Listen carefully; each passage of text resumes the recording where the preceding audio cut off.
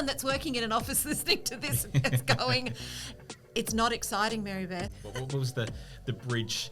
The bridge, the gap. What happened there? Singer to CIO. Let's unpack that bit. As leaders, if we lose sight of that, then we've lost sight of what it is, what we should be doing. And as a singer, I was quite the perfectionist, and perfection is just it's a myth. You're never going to get it right all the time. You're just not. So you've got to, if you're a perfectionist, stop it. Stop it. I did that purely because I felt that I was failing as a leader.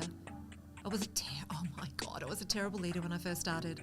Less about pointing fingers. Yep. Too many men. It's not about that. You need that. You need somebody in your world that you trust enough to give you true feedback, honest feedback. Yep. And I was like, wow, light bulb moment. I was so young. As a young leader, I wasn't young, but I was a young leader, and nobody taught me that. Today's guest is Mary-Beth Hosking. Mary-Beth is an award-winning technology leader with an impressive track record working for companies such as Toll Group, Specsavers, Pointsbet, and is currently the CEO at VIC ICT for Women, and has previously collaborated with Emmbr as a guest speaker at our peak event. She has built her incredible career by bringing together the worlds of technology and business. A highly resilient and innovative individual, Mary-Beth's purpose is to bring change to the industry. Mary-Beth is also an accomplished author. Her third book, Not Another Digital Transformation, is hot off the press now. Mary-Beth, thank you for joining me today. My pleasure, Anton. Thank you for having me. You're a busy lady right now. You've got your new book, Not Another Digital Transformation, going to print as we speak. Congratulations. On top of that, you also, as well as being an accomplished author, you've had an incredible journey as a tech leader as well. And today, I'd love to be able to unpack both those things with you. So I'm going to start with the career journey. And I'd read online that you're actually born in the US. That's right. You moved to Australia. So I was just interested, kind of what led to your family relocating to Australia? Oh, wow. So I was born in 1969, and my parents, 2 years before that, had decided that they wanted a change from where they were at in the States. There was lots of changes taking place, and they just wanted something different, something new. My parents were very curious individuals, and so they didn't want just that standard life, I think. They wanted something different. So they started down the immigration pathway, and it was either going to be the UK or Australia. And it just so happened that at that time, the Australian government wanted to bring in families that had a lot of girls. I know that sounds strange, but there was an absolute disparity between the number of men versus women and male children versus female children in Australia. Okay. And so they looked very favourably on families that wanted to immigrate with daughters. And my parents were both professionals. My father was a professional musician, but also an electrical engineer. My mother, an accountant. So, and they had four daughters. So it was absolutely. In like Flynn. You guys? Absolutely. And then all the immigration things started going through, and they knew they were going to leave in 1969, and my mother fell pregnant with me at the end of 1968. And so they wound up having 5 daughters that came through. And we immigrated with 5 of us into Sydney first. And all throughout that time, throughout my childhood, I remember my father would go to the office every day, but in the evenings on Thursday, Friday, Saturday evenings, he was playing. He was a bass player. So he would be playing in big bands because that's the sort of music that he played. So he would be doing that. And so that was my experience as a child, but he was an engineer. So he had that engineering mindset. My mother was an accountant, so she had that very much that methodical finance background. So I grew up with that sort of level of, I guess, thought process. So I've always been one of those individuals that thinks, I think very much process oriented, but I really do like that streamlining, because my father used to do what they called back in the day time and motion studies, which now is like that Lean Six Sigma sort of thing. So I kind of, that was sort of in the background for me. So it was really interesting. So that was our pathway out to Australia. But I grew up down south in South Australia, And so I have this really odd accent. So when I do a lot of speaking engagements, people are uncertain of where I'm from because my accent has some Americanisms, has some English isms, because Adelaideans speak with a more English accent. But I also have trained myself to not go up at the end of a sentence, because where I was growing up in Adelaide, and in Adelaide, everyone finishes a sentence on an upward inflection, so that sounds as if they're asking a question all the time. So that's interesting. We I think, as you know, because you've actually spoken at one of our peak events as a guest speaker. At the most recent one, we were talking about, somehow we got onto the topic of this, and someone was talking about having a voice coach in terms of creating more presence, let's say, at an executive level, because of the inflection to kind of go up at the end of a sentence particularly in female Australians, apparently, which is something I didn't realise before. It makes you sound as if you're questioning yourself, but also my voice sounds deeper when I speak in a public speaking frame. Have you seen The Iron Lady with Meryl Streep playing? Yeah. They trained her. They trained Margaret Thatcher to speak more deeply because her voice sounded harsh. So, I've done a lot of performing. And so as a performer, I've learnt to use my voice as another tool. It's another mechanism. Yep. So it's just another thing and anybody that's listening to this, your voice is just another tool in your arsenal. Yep. And if you can hone it and speak with projection, gravitas, you will be listened to. Yep. Yeah, absolutely. I think it's just interesting. There's a lot of influences at that point in your life, as in your dad's in engineering, your mum's an accountant, you've got the kind of music and the creativity going on. How was that kind of shaping you? What were you kind of thinking as you're kind of coming out of high school and starting to go into the world of work? I'm just going to say she ruined Monopoly for me. I will not play Monopoly now. Right. She was always the bank. Yeah.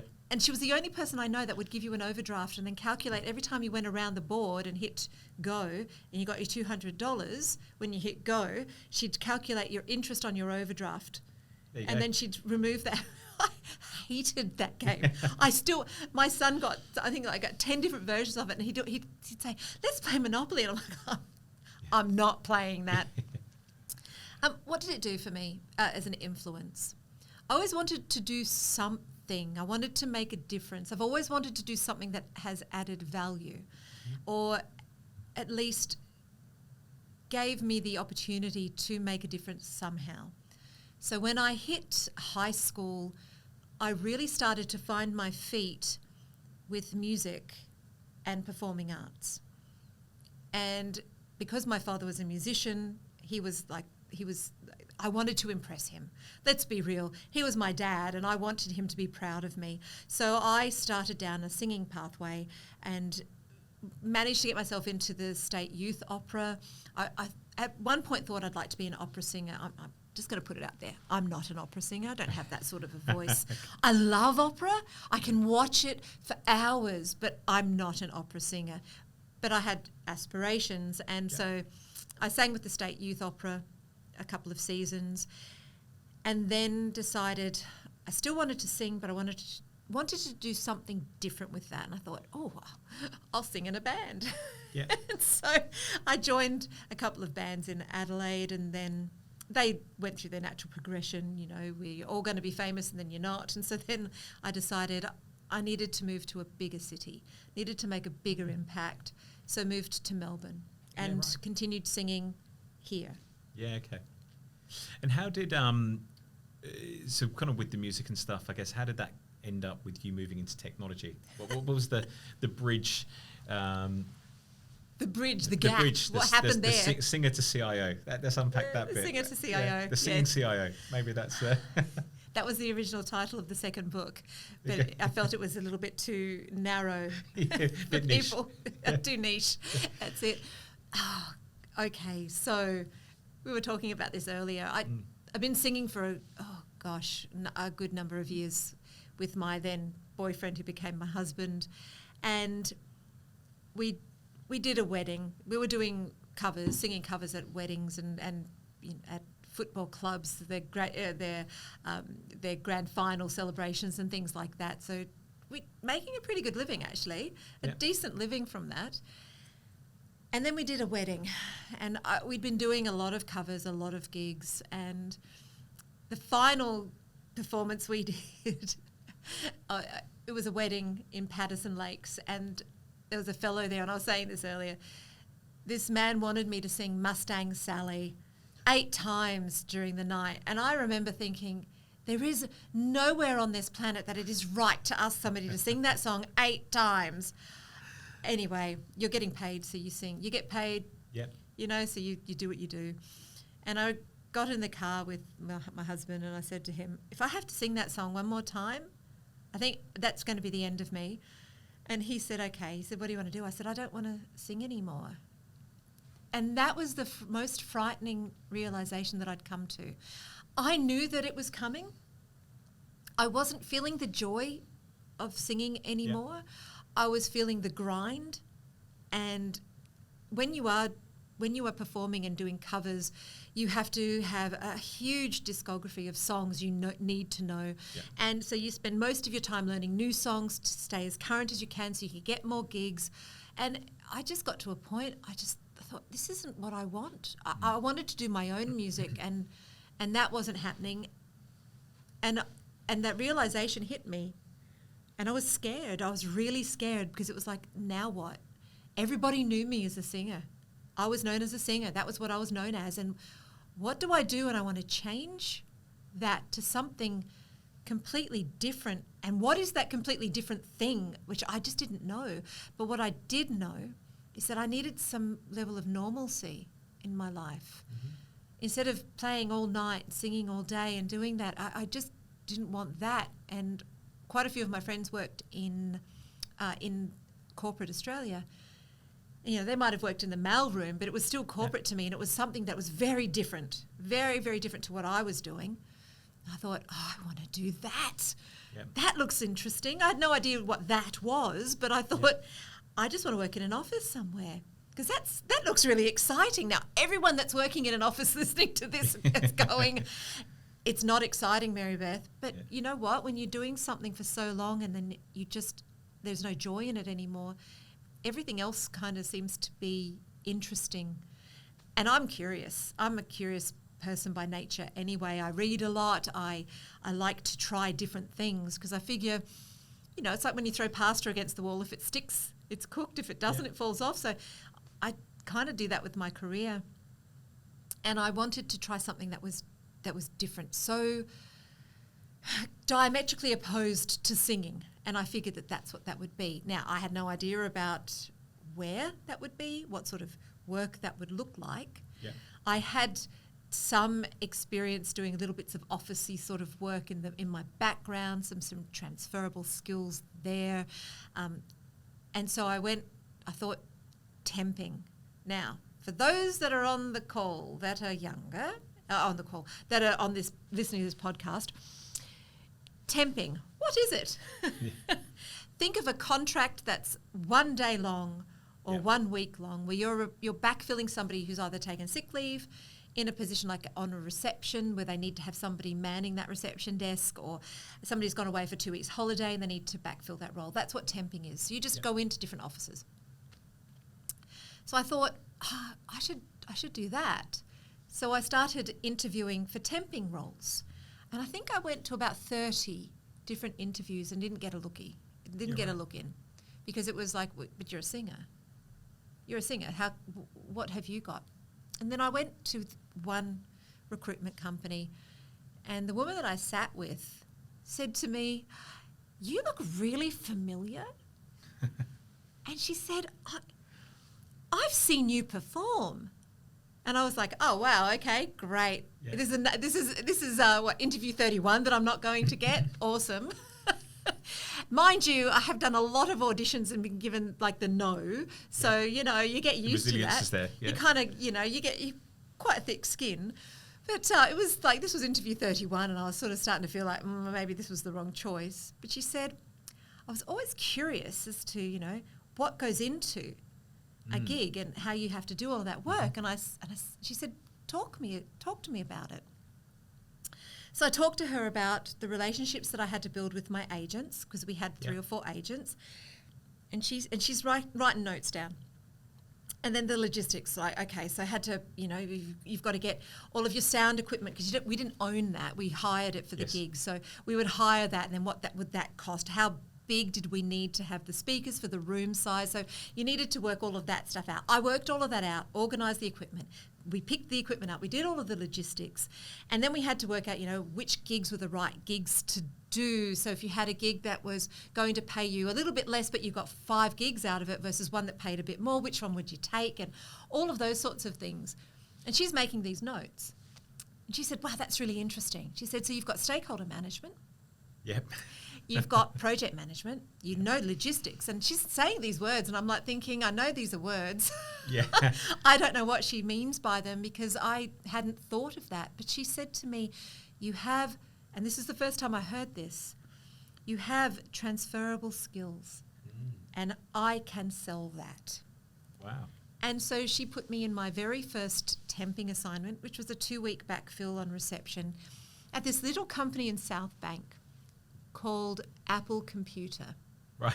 Not Apple Computers, but Apple Computer. The reason I know it wasn't Apple Computers is because when I answered the phone, the general manager had walked in and heard me answering the phone. I said, Apple Computers, Mary-Beth speaking. And he called me aside. He said, it's Apple Computer. Yep. No S. And I was like, oh, wow, touchy, man. Okay. I'm surrounded by Macintoshes. I didn't know what a Macintosh was. I could barely use a manual typewriter back then. Offices didn't have computers, but this office did. And they insisted that I use this little tool called email.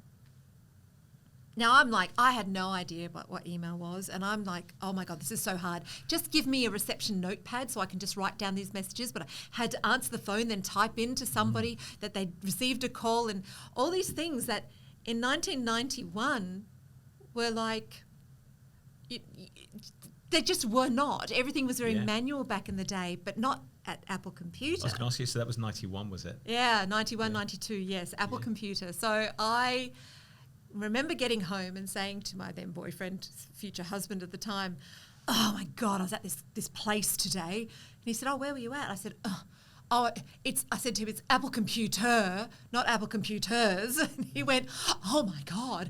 And he was into tech at that time. He was always into like high-tech music stuff and into all of that. And he said, how exciting. And I said, not really. I said, they want me to use this thing called email. I said, that's not going anywhere. Who's going to use that? So I'm just going to say this, Anton, I'm not a futurist. Just so anybody listening, Mary-Beth, not a futurist. Yeah. However, it interested me. And I started to speak to the people there about what it was that they were doing and what they were trying to achieve. And it was, I was curious.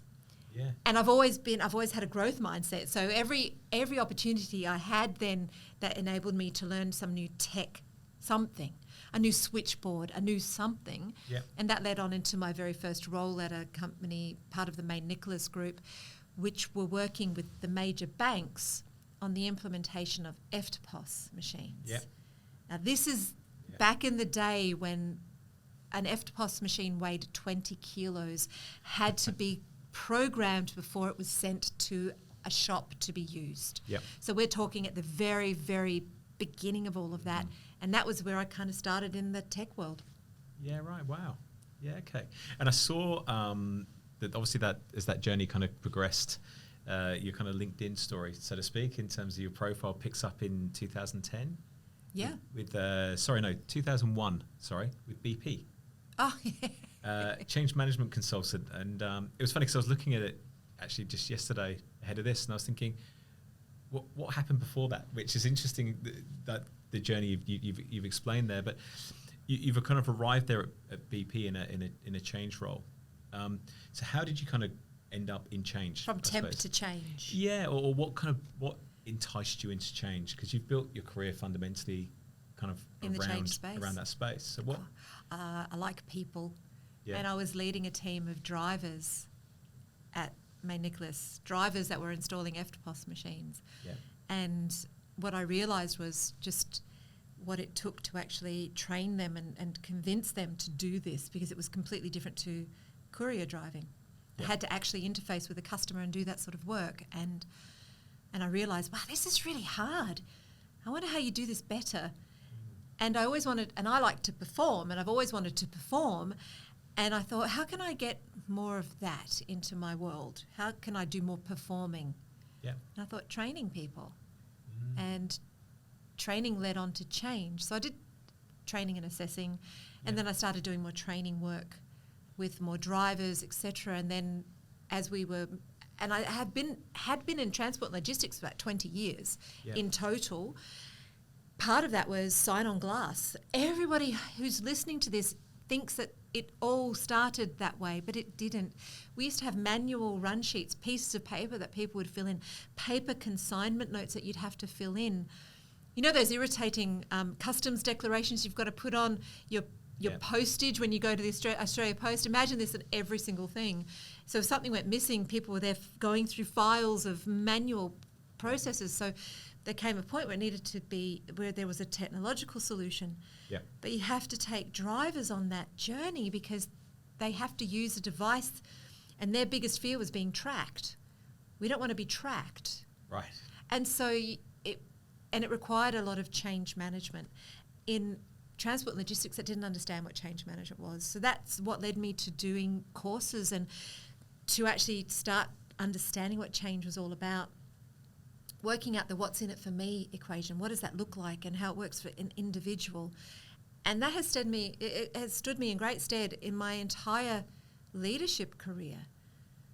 Because when you go into a leadership role, you're going to change things. You will. You know, it's not the new broom sweeps clean rubbish. I don't believe in that. But it's that I look at things that maybe aren't working as efficiently as they could be, and then taking people on the journey to change that for the betterment of the organisation, for the betterment of the group, for the team, for the individual. So having that in my background has been absolutely a game changer as a leader. I'm going to come back to that point because I'm interested how you then went essentially from roles in change into CIO and had probably more of a BAU aspect of your role. But I'm going to come back to that.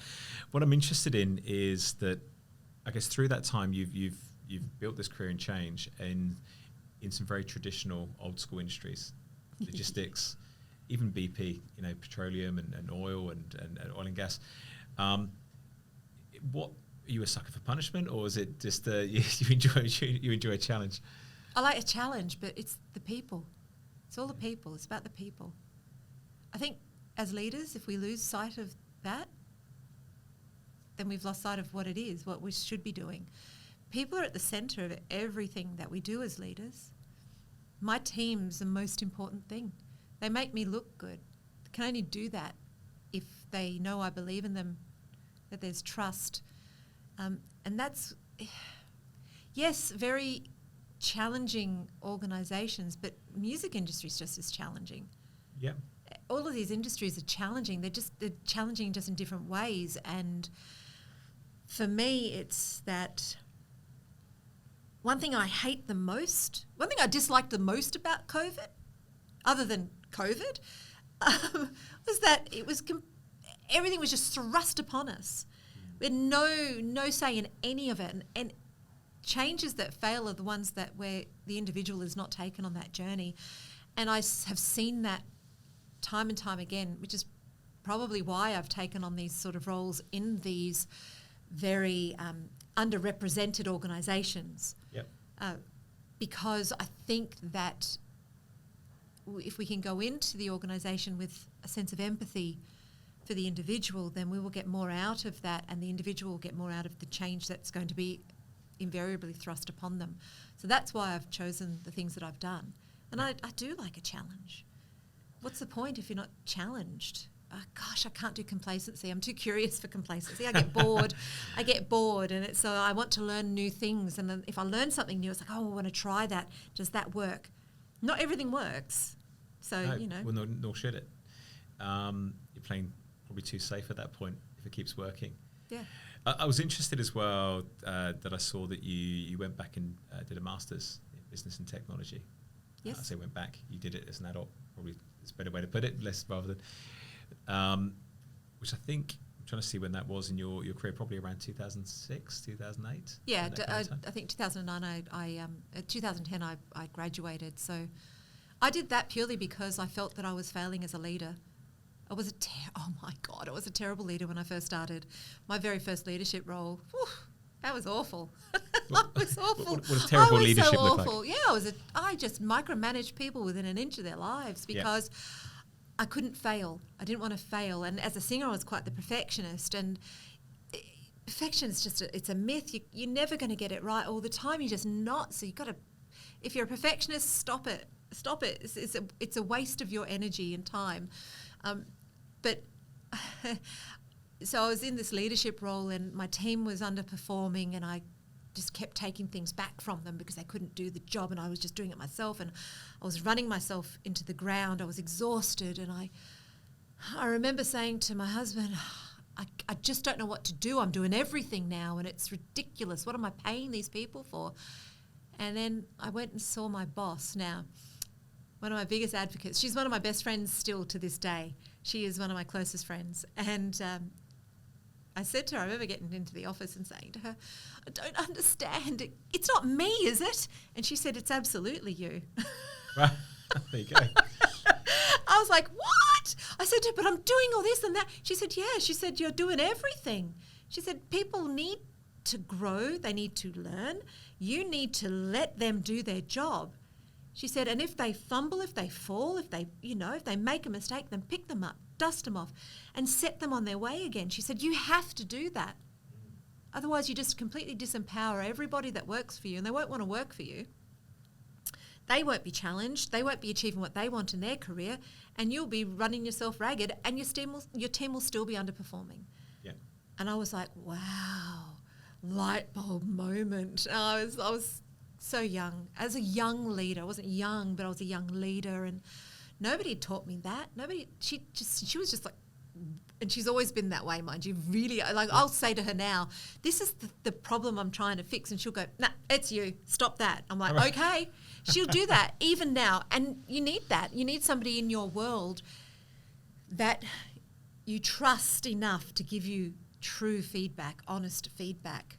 I have a coach now as well, an executive coach, and she will tell me, she'll just say, no, don't do that. That's not the right approach. And so it's having that, those advocates that are there for you that do that. But I was leading a team, doing all, the things that I thought were the right things, but I just felt that there was something missing for me in the things that I was doing. I knew I could get more out of the team. I knew I could support them more, but I didn't know how. And I didn't want to do another short course because I just didn't think a short course was going to cut it. So I thought an MBA. And not only will it help me with the financial side of things and budget management, etc., but it will help me become a better leader. And I made sure that I chose an MBA or a Masters of Business and Technology because I wanted to have the technology piece. But that had a lot around people leadership, and so I went down that path, and I did it purely because I wanted to be a better leader. That's interesting.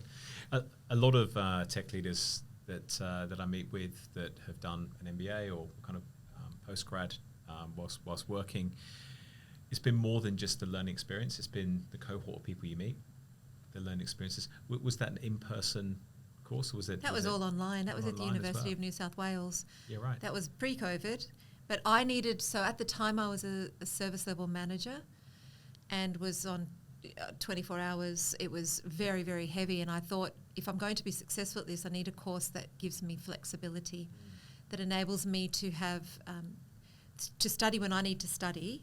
Yeah. And enables me to do that, and it was quite a heavy load of work, and so at the time I said to my husband, if I do this, you need to stop working because I need you to be 100% parent, do the house, do everything. And so he did. He stopped working. Wow. He took 4 years off. It took me 3 years to finish. He took 4, and he raised our son. He did all of that because I did not have... I'm very good with time management, but every ounce of my time was either work or study. And I did promise my son that when we finished that we would do some French cooking classes, which we did do together when we finished, because he likes to cook and I like to cook. So I said to him, when I finish this degree, we're going to do that. So I kept up with that promise. So yeah, it's great. But that's how I made that work. But it was all fully remote. But I still do stay in touch with those individuals that I met remotely, because they force you to do, the dreaded teamwork, the dreaded team assignments. So yes, we had to do those too. Yeah, right. Just kind of trailblazing for remote working. University of New South Wales is a really good university, I have to say, my alma mater, but I do courses with them still. So they offer some great paid courses, but some free courses. I did sustainability management last year, which I'm very, very passionate about. Owning a Tesla, having solar panels on the roof, doing everything I can from a personal perspective, from an environmental perspective, but the ESG stuff, obviously, with my current role, looking at diversity, equity and inclusion and belonging. So I find that they offer some really good short courses, but good university, the content's excellent. Yeah, great. So I said I was going to come back to it. So I will. I'm going to come back and talk about your role at Pointsbet, where you went in as CIO. And I think that's when I was looking through your career and I could see the history of change and reading a bit about you, I can see clearly you are a change agent. And that's very relatable to me as well. Actually, got to shake shit up. Very personally. Oh, oops. But it means that often the BAU stuff can be less interesting, but equally as important. So how did you, in that role, how did you balance kind of both aspects? So change comes in more than just a form of business as usual, keeping the lights on. There's always something that's changing in that space, always. And certainly in a scale up, which is what Pointsbet was, and I have to tip my hat to them. They took a risk on an unknown woman in the tech space coming in as their global CIO, which was I'm proud to have worked there. They were very much a trailblazing organisation as far as I'm concerned, but changes with you no matter what role you do. So business as usual just means that, yes, you have processes and things to adhere to, but you're trying to keep the lights on for everybody in the organisation. So if one small change happens, security want you to do change, and then they push that change out and it impacts everybody, then there's a change that's impacted. So really it is the same mechanisms that you would need to use, the same communication pathways. You need to let individuals know that things are happening, whether it's BAU or it's not. So really, from a change perspective, I don't see there being any difference. BAU is also interesting in itself. You always get blamed in BAU. You always get blamed for something going on. Nobody ever rings up the service desk and says, I just wanted to let you know you're doing an excellent job. My computer's working. Everything's happened, Everyone just, everyone... And if you're on a service desk, wouldn't it be so nice? But you'd be like, why are you calling me? Thanks for that. But hey, there's some people out there that don't know that they need to turn their computer off and on again. Yeah. And I guess the other thing I was thinking about that role is you're covering everything. I saw in there you had site reliability through to security to business intelligence analysis, into service desk infrastructure. It's a hugely broad role. How did you keep across all those different aspects of technology? I had a really good leadership team. Yeah. And I handpicked certain individuals to head up certain roles. So I set up an EPMO there because what I did recognise as a gap in the organisation was that they had a lot of projects that weren't tech-based. And they required a bit of technology to help and support, but what they needed was an enterprise project management office that was able to sort of bring all of that together so that they had a view. They didn't have a view of that portfolio. And so therefore that portfolio was struggling and the business partners were struggling with things that they needed whilst tech was worried about just purely tech and what it needed. So I brought in those head of EPMO to manage with all of that. But I worked with the heads of, and I actually worked with them and promoted them into the roles that I needed them to be in, to be my executive leadership team, and allowed them to do their jobs. Yeah. And that's the most important thing. I didn't micromanage them. Yeah. I understand infrastructure. Am I an infrastructure guru? No, I'm not. Am I an AI, because we were working with AI and machine learning. Before everyone was going nuts over ChatGPT, we were already doing that. Yeah. So I knew enough of what the business problem was we were trying to solve, but I didn't need to know the technology. Yeah, okay. As a CIO, I don't need to know that. I need to know how is it going to fit in with our ecosystem if somebody wants to bring in something new. Yep. If I want to bring in something new, what does that look like? But you have to take all of your different departments on that, in your tech space, on that journey with you and allow them. I had a CISO and allow him to do his job. And create the pathways so that they knew they had the mechanisms with which to work within and what the guardrails were to work within. Yeah, okay. Because there's certain things you just can't go and do and change. There are guardrails that you need to have in place, budgetary constraints, etc. So you kind of described yourself, I'm going to say it's probably about 15 years before that, as a terrible leader. What changed? What did the Mary-Beth Mark II look like? She stopped talking and started listening. I love to talk. Why I do podcasts, right? Yeah. But listening. You have to listen. And I mean truly listen, actively listen. Don't listen with the idea that you're just about to respond. Yeah. So I stopped doing that. I started listening, actively listening, and then really digesting what somebody would say, paraphrase it back, and then say, okay. And then I'd ask them, what do you think should be done here? Because I would have a view, but they would be an expert in that space. Yeah. And then I would question that and ask probing questions to learn more and understand more. But yeah, actively listening, that was the difference. I was a terrible leader but didn't know I was a terrible leader. I went into leadership and I learnt to become a better leader, but the one thing I did learn was that in the back of my mind, every person that I work with going forward is a different person. I can't categorize them into, oh, you're this type or you're that type. I don't do that. Each individual is an individual in their own right. And as I get, unfortunately, older, and I'd like to say wiser, not so sure, but as I get older and a little bit more wise, I realise that I'm now leading 4 different generations. And they all approach work differently. Not only from the individual level, but from a level of generational level. Yep. So having to tap into that, what inspires a millennial versus a Gen Z versus an X versus a boomer? Because there's still people that are classed as boomers that are still working, that are passionate about the jobs that they do. So what inspires each of them? And it's very, very different. So as a leader, I am always learning and growing. And as leaders, we need to do that. I saw an article, I can't think where I read it this week or over the weekend, and it was called Boomers versus Zoomers, which the headline just caught me at that point. But what generation do you find kind of most relatable to lead? I suppose the X, because I'm a Gen X, right? Yeah. Boomers are interesting because that whole conception, that idea that you're in one job, one company for 35 years, then you retire and that's that. That just doesn't exist anymore. And in my day, when I was working, it was like, ooh, you've only been with that organisation for 10 years. You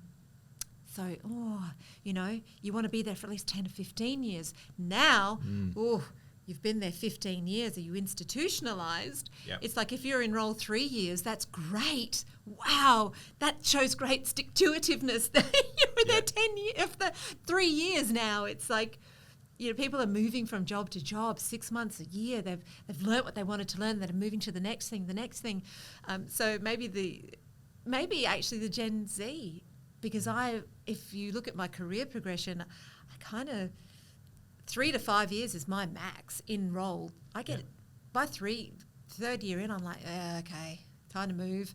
And then it takes another couple of years to sort of find that next role. As you move up, there's fewer roles at the top of the triangle, right? So it kind of takes that little bit longer. But 3 years for me has absolutely generally been the max. I think I think the average tenure of a CIO is just under 3 years. 1 year to work out what's going on, 1 year to set your strategy and get that in place, the next year to make sure it's embedded whilst you're looking for the next roll-off. Yeah. That's right, essentially. Sorry, just going back to that article, the boomers versus zoomers. Oh, yeah. It was interesting what it was saying was that there's this kind of belief in the industry that the current generation coming through value purpose in an organisation above anything else. But the article was actually saying that boomers value purpose more. And when you think about the kind of Maslow's hierarchy of needs, they're probably at a point in their career where the mortgage is less of a priority. Maybe the kids are kind of grown up and moving on. So getting up and going to work every day, actually having purpose, is more important to them than just a paycheck. But it was kind of defying. But is that now because they're at a point in their life? Is it right. always? I think they're saying it's now the point in the life. It's the Maslow hierarchy of needs. That kind of is a different driver for what gets them up every day to do what they do. And the article was basically saying, don't forget about the boomers, as in purpose is important to them too. Don't just focus on your kind of millennials and the current generation, and just making sure your purpose is aligned to what they want, because there's a much more diverse workforce that can add a lot of value. I think that there's problems with ageism.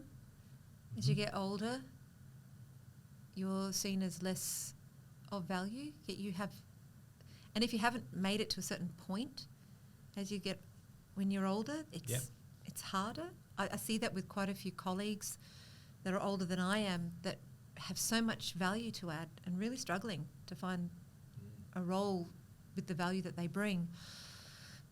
But I think that purpose, everyone wants some form of purpose. Whether that purpose be, I just want to be able to, I just want to be able to have my own home or be able to pay for my rent, whatever that purpose is. But it goes a little deeper than that, doesn't it? Mm-hmm. And when I think what I see is a lot of millennials and Gen Zs really concerned about the environment. And we all should be concerned about the environment. I see that, and they make decisions based on where they work based on that, because that's a key criteria for them. Yes. What is your organisation doing for the environment? And God help you if you try to greenwash it, because they know.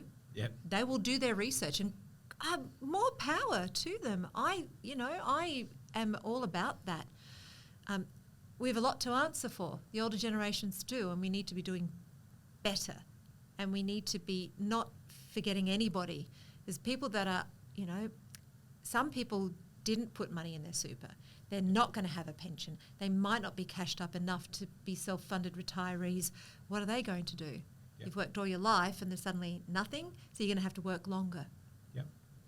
But you also have all this amazing value and experience, and I'd love to see that. And in startups and things, really tapping into that. A lot of startups, Yep. you get if you're in a startup out there, you get a lot for hiring somebody that's sort of in their 50s or 60s.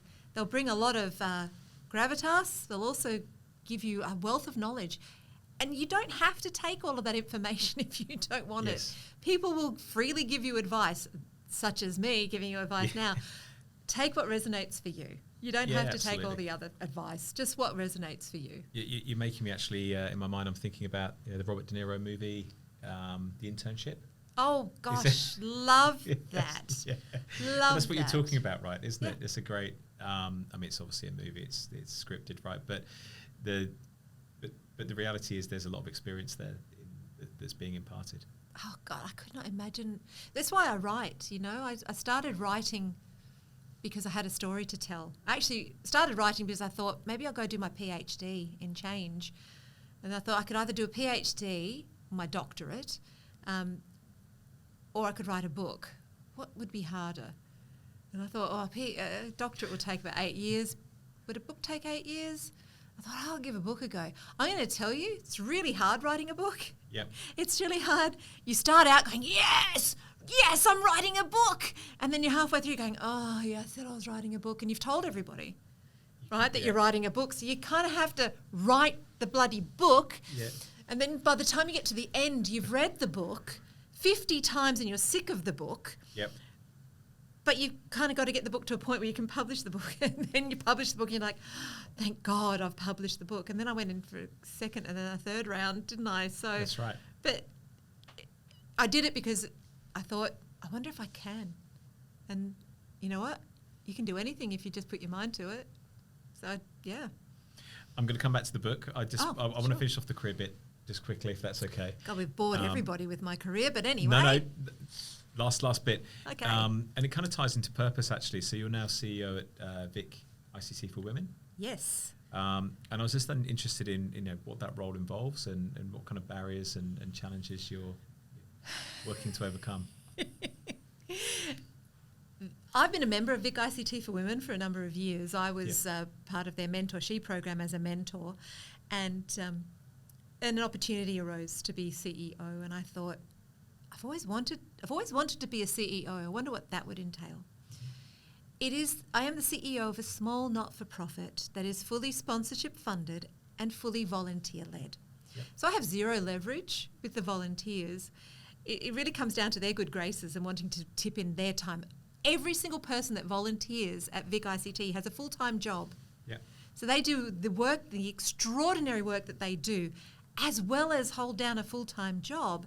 And a lot of them have young families.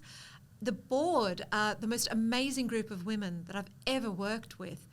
All have families, different stages of the family's growth, and yet they're holding down heavy-hitting roles in IT for the most part, as well as being on the board of this amazing organisation. And I'm just like, wow, just wow. I'm in awe of most of the people that are in this organisation every day. Yeah. The biggest challenge is it's fully sponsorship funded, and there are over 80,000 not-for-profits in Australia. So we're all trying to get the same sort of funding and the same money, but it's so purposeful what we do. And if you look at my LinkedIn profile, you see that I've won different awards. Those awards were for bringing more women into the tech world in the organisations that I worked with in. And that's been a big driver for me. Yeah. We're so underrepresented in technology. And I'm stealing this with pride from a panel I was on. The lovely woman that was facilitating the panel, she said she wanted to stop using male-dominated. She wanted to start using underrepresented. And I like that because it is an underrepresentation of the minorities in the space in technology. Less about pointing fingers. Yep. Too many men. It's not about that. Diversity, equity and inclusion is about balance and harmony. Yep. If you have more balance and harmony, your organisation can only do better. So when this role came up and the challenges that are within it, it does come down to that sponsorship of explaining to organisations why it is important to address the diversity, equity and inclusion imbalance that they may be facing. And what we do is support women throughout their career journey with the programs that we offer.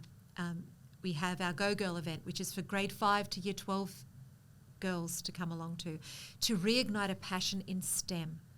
Now, we know that science, technology, engineering and math, so engineering, math, science generally lead into some sort of tech something somewhere. Technology becomes the sort of the underpinning piece. So we do focus on STEM as much as we can.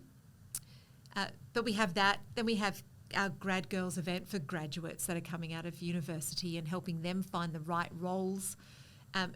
Then we've got our Importance of Women, What's Hot in Technology, and then our mentorship program. My job is to really firm up the foundations of the organisation so that we can grow and grow the way that the board wants us to grow. And so I have just the most amazing opportunity to work with a board that is future focused. Yep. They want to see the dial shifted, and it just hasn't shifted in 30 years. So we've got our work cut out for us. But the biggest challenge, sponsorship. That's the biggest challenge. Yeah, okay. If there's people listening that are curious to learn more about what you're up to and want to get involved, what's the best way to... Reach out to me on LinkedIn. You'll always get me on LinkedIn. Or you can put an inquiry on our website at vicictforwomen.com.au, so you'll find us online. if you want to be involved, we're always looking for volunteers, but members, become a member. We do a whole lot of activities that are member-only activities, webinars that I run. I talk a lot about transferable skills, LinkedIn, and how you can, we do a lot of boot camps that are just for our members. Membership is, the lifeblood of any not-for-profit. So sign up as a paid member. That makes a big difference. And if you're a corporate or in a smaller organisation and you want to do more in the diversity space, reach out. And if we can't help you, we collaborate with a lot of other organisations. Yeah. It's one of the proudest things that I am involved in, is building the collaboration with other organisations, other not-for-profits that want to do more in the diversity space. Yeah, fantastic. I'm just going to ask you a couple of broad career questions. Okay. First question, what would you say throughout your career has been the most significant feedback you've received? Oh, well, of course. That I was a terrible leader and it was my problem. That's probably the most significant. Is that the most significant? The one that that was a game changer. Yeah, absolutely. But I did have throughout my career I've had sponsors. So I'm not sure if everybody listening to this will know the difference between a coach, a mentor, and a sponsor. I had that written down. I was going to ask you that question. Oh, okay. So coach versus mentor. What's your... So I use an analogy that I came up with when I worked at Pointsbet. So a coach helps you win the game, right? So that's your line manager. I've got a problem, I need to prioritise. That's your line manager. They'll help you with that immediate issue. A mentor helps you win the season. So they're looking out for what you might want to do with your career, etc. But a sponsor gets you on the pitch and gets you seen by everybody. And that sponsor is the person that sits back and sees something in you that you might not see in yourself. One of the sponsor that I was saying to you earlier that I did lose a number of years ago now. He was an amazing man. He saw something in me that I didn't see. I was doing change management and working in a tech startup type of organisation within a bigger business. And he said to me, I think you could do service level management. And I said, I don't know what that is. And he said, well, it's BAU, it's keeping the lights on, it's doing all these things. And I said, I do change. He said, but it's all about change. But it's just this side of it, which is why when you asked me that question before, that's really interesting. And I said to him, Peter, I don't think I can do that. He said, you absolutely can. I believe that you can. I want to put you up for the role. If I put you up for the role, you'll get the role. Do you want the role? And I thought, okay. Opportunities will be presented to you throughout your career. I say embrace them, grab them. If you don't like it, then move on. But if you don't give it a try, then how do you know? Yep. I used to say it to my son when I'd give him something to eat, that he'd look at it and he'd go, I don't think I like that. I said, but you've never tried it. I said, imagine if you'd never tried chocolate cake. And he said, oh, I like chocolate cake. I said, there you go. And so therefore, so he'd try it, but it's the same sort of thing with an opportunity in a workspace. You don't know till you give it a go. And then when you give it a good go, you say, oh, yeah, I love this, or no, I don't. So he put me forward for that role. And he was always on the sidelines after that. And I'd go to him later on and say, I'm looking at this role. What do you think? And he'd go, yeah, that sounds great. You could do that. I say, oh, I haven't done that before. He said, so you weren't a service level manager when I put you in that role, were you? And you did seem to do okay with that. I thought, oh, that's true. So, yeah, it's that sponsorship. It's that person that's at the sidelines that thinks of you when there's an opportunity that might arise and says, hey, have you considered Mary-Beth? And then the person that's hiring says, no, I hadn't. Well, she's done this, this, and this. Maybe you should have a chat with her. That's a sponsor, and having that sponsorship has been the game changer. So I suppose to become the best leader, it was that first conversation of what not to do. That was quite a game changer in that space. But the technology world, I went into technology not being a technologist. I'm at a point now where I am a technologist. I'm just not a coder. Yep. I'm just a technologist in a different way, and it can be seen in a different way. And so that ability to actually speak to people, take them on a journey, bring a cohesion to a team that might be fractured, those are the areas that I have the most power in and I'm the best at. So for me, the game-changing piece was really, I guess, when Peter offered me the service level management role, because I didn't think I could. I knew I could lead people because I'd been doing that for a while then, but I didn't think I could lead tech people. Yeah. Very, very different, and I could. Yeah. And I think that's really interesting. Yes, interesting. As you were talking there about the role of the sponsor, it made me think of one of my favourite quotes or phrases or statements, whatever you want to call it. It's not what you know or who you know, it's who knows you. Well, my coach says it's not what you know, it's not who you know, it's who knows what you know. Who knows? Well, there you go. There you go. That's even. I love that. Yeah. Just building on it again. That's yep. Yeah. That's right. What are you most proud of in your career? Having conversations with people that I've led that are doing the most extraordinary things in their career now. I was offered. So 2 weeks ago, I spoke at a International Women's Day event at Bunnings. And the woman that reached out to me, I had hired her as a junior service desk employee. 20 years ago, I hired her. And I remember she said to me at a point, she said, I really want to be a business analyst. I said, why not? Go for it. I helped her with the training and then got her an opportunity to do that. And now she is head of delivery. And I think back to that, and I think maybe I had a little something to do with that. And that's those moments. Yeah. Bunnings is actually interesting that you bring them up. Just relating back to our previous conversation, I think they're an organisation that really harness boomers when you go into store. Oh gosh, yes. I think they're probably the case study for where they've really tapped into a really experienced talent pool that add a great customer experience. Oh, it's slightly changing now. I actually was in Bunnings a little while ago and someone was on an app and they said, oh, it's here. And what I liked the most is when I'd go in and they go, no, it's on this, and you'd be like, how do you remember that? Maybe technology's dumbing them down a little bit, or, making, I don't know. But there was something about that. What I like about Bunnings, though, is that you go into a department and you have no clue, and they'll go, the painting department, no, you need this many litres for this much, use this, and you buy it all, and you go home, and it's exactly as they said it was going to be, and I like that. Yes, yeah. Look, final career question is, if you could give advice, like singular piece of sage advice to the next generation, what would it be? Grab any opportunity that comes your way. Don't let time or complacency drive your career. If you want to make a change, make it. Do not be afraid to pivot. Be afraid not to. That's great. Thank you. I'm dying to learn about your book. So the new book in particular. I did read the first chapter. I downloaded it. I was very excited when that popped up last week and I could get access to that. I guess my first question, or my sense from kind of reading that and sort of reading a bit more about you, is that you have such a strong focus on the why and the purpose. So why this book?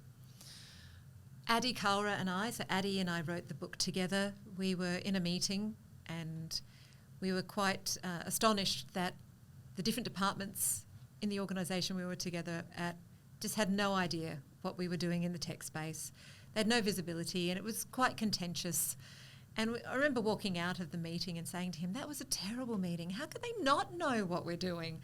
I don't understand. And we sat down in another office and we said, this is the way it is in every organisation we'd worked in, that nobody in each of the silos, and there were silos, each different department had no idea what tech was doing. Technology team was always seen as the problem child. And for every time there was a problem or a perceived problem, it was always a focal point was, we need to fix the tech. We need to change the processes in tech. We need to do this because it's the tech. We have lost market share because of the tech. We are not as responsive because of the tech. And so then it leads on to, well, you know what we need? We need a digital transformation. That'll fix the tech. And Addie and I sat back and said, it's not the tech. It's the fact that there's no visibility across the organisation. Nobody's talking to each other. There's silo upon silo. There's so much bloat that there's so many people doing jobs that they don't need to do. It's just crazy what's going on. And we said, we need to change it. And I said, we should write a book about what we think it should look like. Yeah. I've lived through about 8 digital transformations so far, and I just don't want any more. Thus the name of the book, not another digital transformation. Yeah. But really, we wrote the book because we felt that there was a problem that needed to be fixed, and we definitely think there's a problem. Organisations they're not structured correctly to get the most out of what they want to achieve. And if they keep focusing on technology and, of course, it's saying that's the problem, and then they'll just keep going on what we call the wheel of chaos. They'll just keep going round and round and round. I want to preface that by saying, however, Anton, that we're not talking technology uplift. You have to uplift your technology. You can't sit there on Cobalt for the rest of your life, unless you're a bank, I suppose you could, but you cannot. You need to uplift your technologies. We're not talking about that. We're talking about and digital transformation is so huge and it's used for everything, but we're talking about when a consultant might come in and say the problem is with your tech and your tech department, and we're going to fix that. And we don't look at any other department, any other area in your business but that. And then you'll know that they go in, consultants will do their job, they'll walk away saying, yes, we've achieved this, this and this, in 6 months' time they're back to their old ways of working. Yep. And then another consultant comes in and says, hey, you need a digital transformation. And so that's what we've written about. So we're very passionate about it because we want it to stop. Please make it stop. Well, I did read in the introduction, which I kind of took as a disclaimer, which I loved. It says, this is not a digital transformation guide, but an organisational alignment guide. Yes. And I thought that was, again, it was interesting because the kind of title told me what it wasn't, but that told me what it was, which I thought was interesting. And I guess you've kind of touched on a few there. You've talked about probably the silos, the communication, the looking to tech, but are there any other kind of common pitfalls or misconceptions that you see around digital transformation?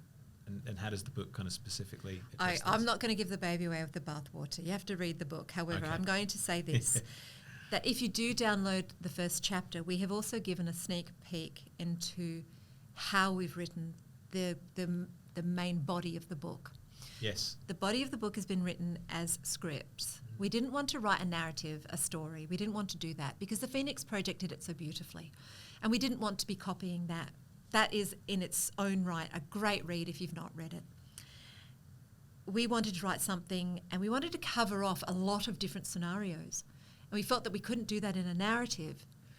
So we used to go to this lovely little cafe near where we worked. We'd have a 8 a.m. standing meeting, and we'd talk about the book, and we tossed around some ideas, and we said, and with my performing background, and I said to Addie, why don't we write this like scripts, as if it were a stage play? We could do 3 acts, which sort of emulates the sort of operational tier that we talk about, the tactical tier and the strategic tier. We can do 3 acts, and we can write some scenarios. So we've written 36 scenarios, 12 scenarios per act, which are vignettes in themselves. They're a little story, a little snippet of a conversation of a problem that you may be experiencing in your own organisation. And then we cover off the problem itself and then what you would do if you wanted to get to what we call the 10x generation state.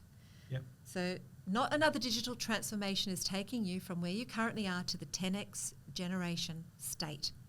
That state of being, so that going exponential. So if you read the book, that's how we've written it. We do have pillars, so there are pillars that we talk about, which will help you get there. So we give you the tools. Yeah, look, I see the bit I read, I saw that, and it was one of my questions I was going to ask about what you hope to achieve from that approach. As a reader, it was interesting because I was reading through the vignettes as you kind of described them, and I found myself almost playing out the parts in my head with different voices and characters, and I could imagine it. And I thought, this is really interesting because you read a lot of business books and you're kind of reading the theory and the concepts, but you're trying to play it out in your head and think, well, how does that look like in the office? Yeah. What does it look like for me? But the way you've actually structured it, you naturally do that, which I thought was really interesting and really innovative. I've not seen anything like that before, and I read a bit. So we wanted something that was engaging. Yeah. Because it's heavy going. The book is heavy going when you read it. It's like, because as we started writing, we're like, oh, this is a big concept. How do we break this down? How do we make, because there's so many different ways you could do that. And that's how we felt would get the most buy-in. So you can look at the book. I recommend read it end to end and then go back and mark those chapters or those scripts where you think, oh, actually, this is happening now. And if you sign up as a launch partner, we can have a conversation. Launch partners, if they do certain things to help us promote the book, you can have a conversation with us. If you're experiencing something, you might want to talk to Addie and I about, well, in a 10X generation state, what would you do for this particular thing? It's slightly different to that scenario, but this is the problem I'm facing. We'd love to have a conversation because we think that there'll be a lot of people out there that will read this and go, this feels a bit like utopia. And I was speaking with another person as well who said to me, this feels like it's a utopian place we want to get to. And I said, yeah, imagine how amazing it would be working at this organisation if your CEO and your other leaders had the courage to want to do this. Imagine how amazing it would be and how amazing it would be to be part of that. And I've had people that have read it. We've had a lot of reviewers, because part of the process is having a lot of people review the book, read it and come back to us. And quite a few of them have said, I want to work there. Yep. And that, if anything, if I had an organisation that reached out and said, we want to do this, help us get there. Oh my God, I would be in like Flynn, man.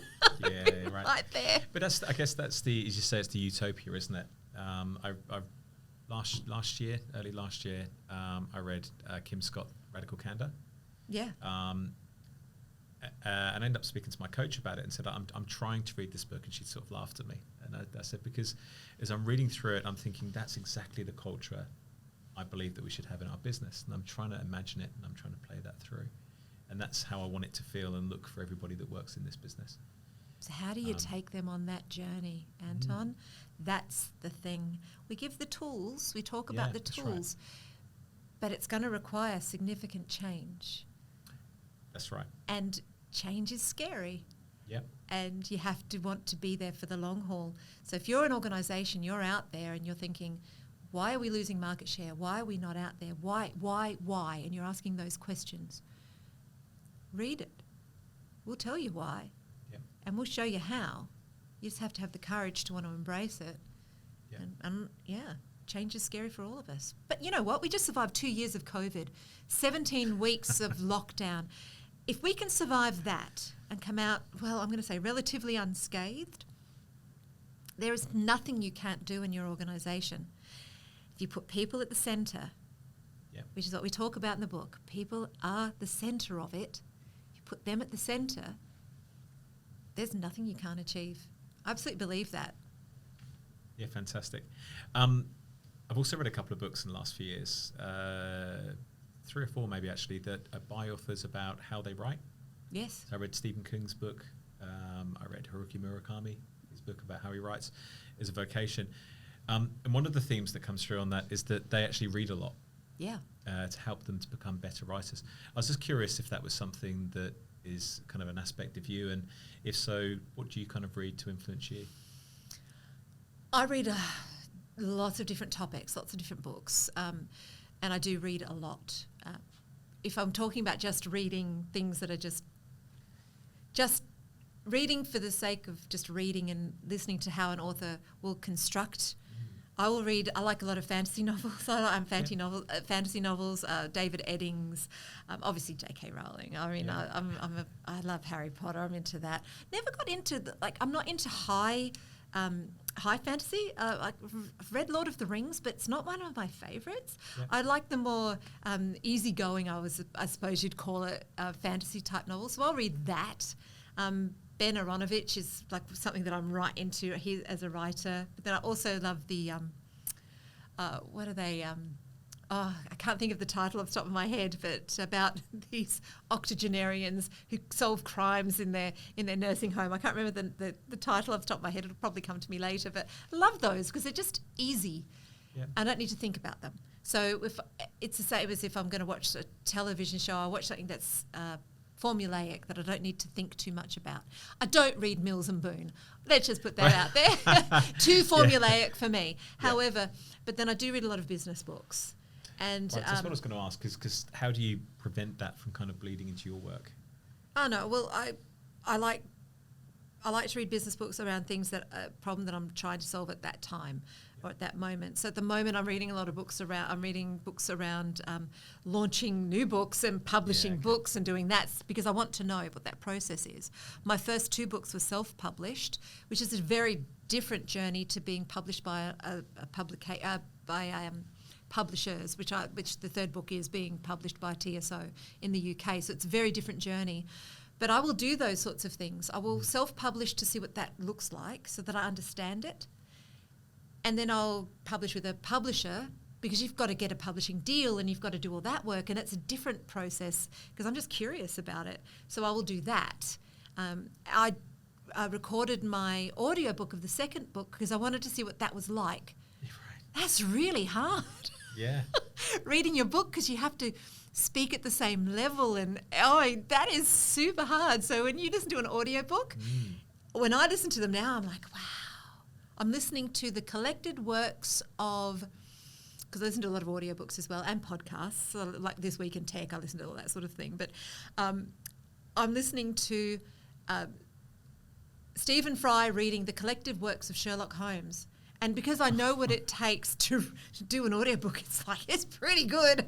I'm like, wow, he is amazing. Yep. That is amazing, next level. So can thoroughly recommend, if you haven't read Sherlock Holmes and you want to hear it read beautifully. Yes, so I do things and I read things and I do things and listen to things because I think, I don't know about that, I want to know more. Yeah, so I'll read books around taking people on a journey, the why book and those sorts of things. So I do read lots of books at home, and then sometimes I'll stop reading for a while, and then I'll just be more audiobooks, just depending on what I'm doing. If I'm not driving a lot, then I will read more. Yeah, fantastic. But thank you. Thanks for sharing your story today. My pleasure, absolutely. And best of luck with the book. I'm sure it's going to be a roaring success. And we can't wait to get our hands on a real physical copy. I have a real physical copy at home, and it arrived in the post, and I'm like, oh my God, exciting. It's so exciting. That is exciting.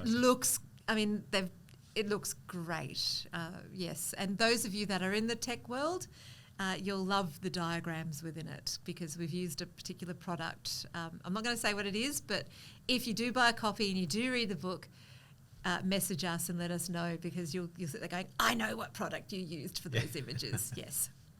Fantastic. Thanks again. Thank you so much for having me. Thank you. Thank you for listening to Tales from Tech Titans, and be sure to follow us wherever you get your podcast. If you'd like to get more insights about tech careers, then check out the Emmbr, that's EMMBR LinkedIn page for the latest updates, articles, and engaging discussions.